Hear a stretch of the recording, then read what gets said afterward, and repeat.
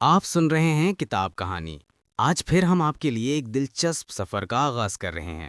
ہماری یہ ویڈیو آپ کو ایسی جگہ کی معلومات فراہم کرے گی جو بہت حیرت انگیز اور انوکھی ہے۔ تو تاجکستان کی کہانی اس کو دو بہت بڑی طاقتوں نے بنائے ہیں۔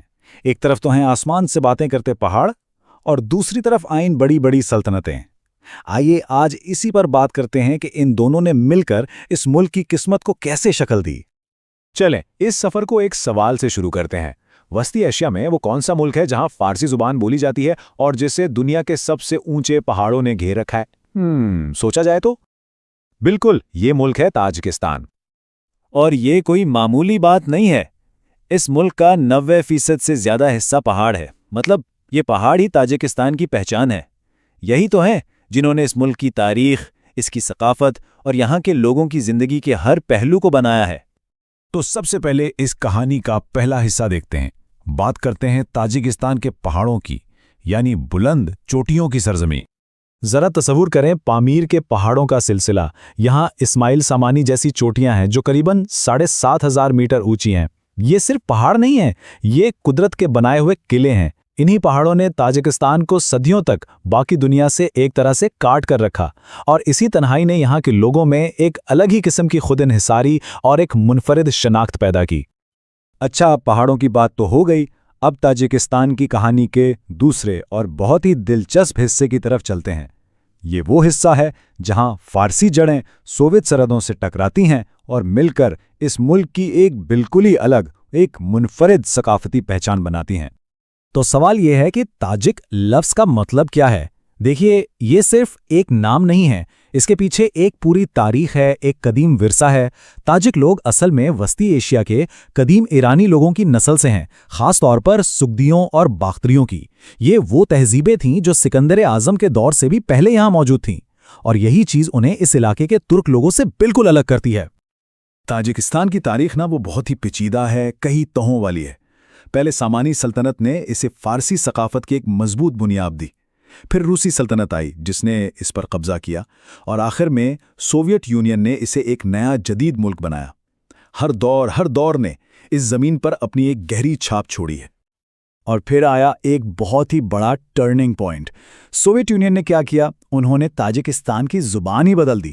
فارسی جو عربی رسم الخط میں لکھی جاتی تھی، اس کی جگہ ایک نئی تاجکی زبان آئی جسے سیریلک یعنی روسی رسم الخط میں لکھا جاتا تھا۔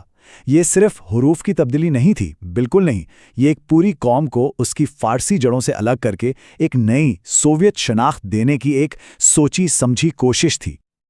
اب آتے ہیں تاجکستان کی جدید تاریخ کے ایک ایسے باب پر جو آنسوؤں اور امیدوں دونوں سے بھرا ہوا ہے، یعنی آزادی کا دور اور اس کے فوراً بعد شروع ہونے والی خانہ جنگی۔ یہ وہ وقت تھا جب تاجکستان ایک آزاد ملک بننے کے لیے جدوجہد کر رہا تھا۔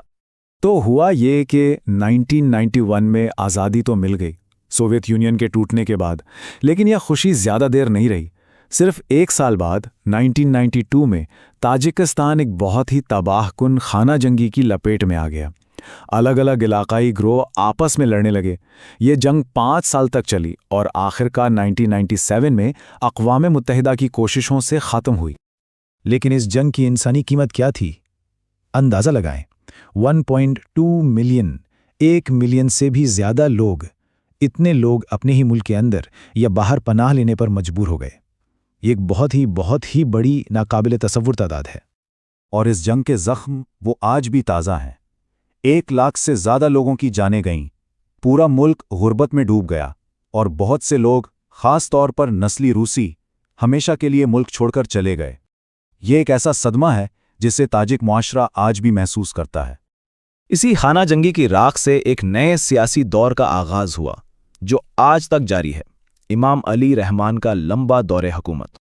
امام علی رحمان یہ 1994 سے تاجکستان پر حکومت کر رہے ہیں۔ وہ ایسی صورتحال میں اقتدار میں آئے جب ملک خانہ جنگی کی آگ میں جل رہا تھا۔ اکثر ان کے نظام کو ایک مضبوط لیکن آمرانہ حکومت کے طور پر دیکھا جاتا ہے۔ ایک مبصر نے بہت خوب کہا ہے اور یہ اقتباس اس صورتحال کو سمجھاتا ہے۔ ان کے مطابق وہاں کے لوگ اب خطرہ موڑ لینے سے گریزاں ہیں اور اصلاحات کے وعدوں پر شکوک و شبہات کا شکار ہیں۔ ایک ایسی سیاسی بے حسی جس کی جڑیں ملک کی تباہ کن خانہ جنگی میں ہیں۔ مطلب صاف ہے، لوگوں کے لیے امن اور استحکام جمہوری آزادیوں سے کہیں زیادہ اہم ہو چکا ہے۔ اچھا، سیاست کی بات ہو گئی تو اب ذرا تاجکستان کی معیشت پر نظر ڈالتے ہیں، جو اس کی تاریخ اور جغرافیہ کی طرح ہی کافی پیچیدہ ہے۔ تاجک معیشت اصل میں 3 چیزوں پر کھڑی ہے۔ سب سے اہم ستون ہے ترسیلات زر، یعنی وہ پیسہ جو باہر ملکوں میں، خاص طور پر روس میں کام کرنے والے تاجک اپنے گھر والوں کو بھیجتے ہیں۔ اس کے بعد نمبر آتا ہے ایلومینیم کی پیداوار کا اور پھر کپاس کی کاشت کا۔ اور یہ بات واقعی حیران کرنے والی ہے۔ ایک وقت تھا 2014 میں جب تاجکستان کی قریباً آدھی معاشیت، مطلب ملک کی کل آمدنی کا 49% صرف انہی ترسیلات زر یعنی باہر سے بھیجے گئے پیسوں پر چل رہا تھا۔ اس کا مطلب صاف ہے کہ یہ معیشت بہت نازک ہے۔ اگر روس جیسے ملکوں میں معاشی حالات خراب ہو جائیں تو اس کا سیدھا اثر تاجکستان پر پڑتا ہے۔ تو سوال یہ ہے کہ مالی طور پر تاجکستان آج کہاں کھڑا ہے؟ اگر ہم اس کی فیکس آمدنی کو دنیا کے دوسرے ملکوں سے موازنہ کریں تو یہ کافی کم ہے۔ اس سے صاف ظاہر ہے کہ ملک کے سامنے ابھی ترقی کی راہ پر ایک لمبا سفر باقی ہے۔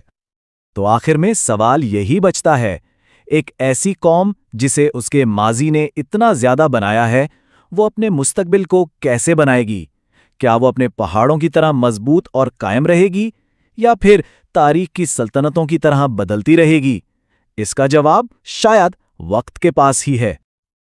ہماری یہ معلوماتی ویڈیو یہیں اختتام پذیر ہوتی ہے۔ ہم امید کرتے ہیں کہ آپ کو یہ سفر پسند آیا ہوگا۔